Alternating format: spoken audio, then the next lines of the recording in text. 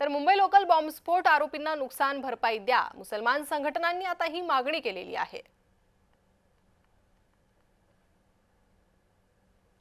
Maharashtra government ची ही खूप मोठी नामुष्की झाली आहे की ह्या 7 ट्रेन ब्लास्टच्या लोकांना त्या ठिकाणी ॲक्विट केलंय। ज्या पद्धतीत ती केस फाईट करायला पाहिजे होती ती झाली नाही आहे गव्हर्नमेंटकडून। गव्हर्नमेंटचं तसं बघितलं तर फेलियर आहे आणि आता पण जो स्टे मिळाला तो सुप्रीम कोर्टाने दिलाय, रिलीजवर दिला नाही आहे आणि म्हणून असं जर होत राहिलं तर अशा घटना होत राहतील। महाराष्ट्र सरकार हे इतर गोष्टींमध्ये जास्त वेळ घालवत आहे आणि जेव्हा सुरक्षेचा विषय होतो तेव्हा त्या गोष्टीकडे दुर्लक्ष करते। इसमें राज्य सरकार, महाराष्ट्र सरकार को सफलता मिली है। इस आदेश को सुप्रीम कोर्ट ने स्थगित किया है।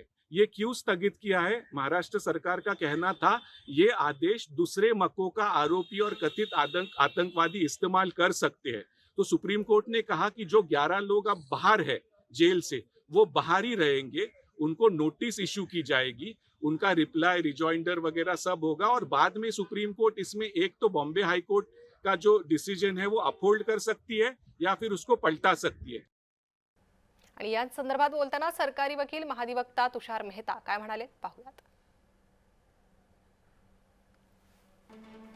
तर आम्ही फक्त निकालावर स्थगिती मागत आहोत। आरोपींना पुन्हा तुरुंगात पाठवण्याची मागणी नाही।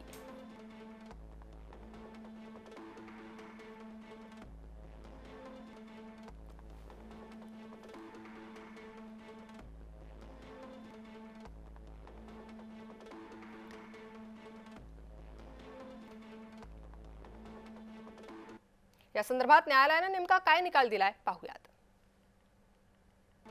तर सर्व आरोपी आता जामिनावर सुटले आहे। त्यांना पुन्हा तुरुंगात पाठवण्याचा प्रश्नच येत नाही।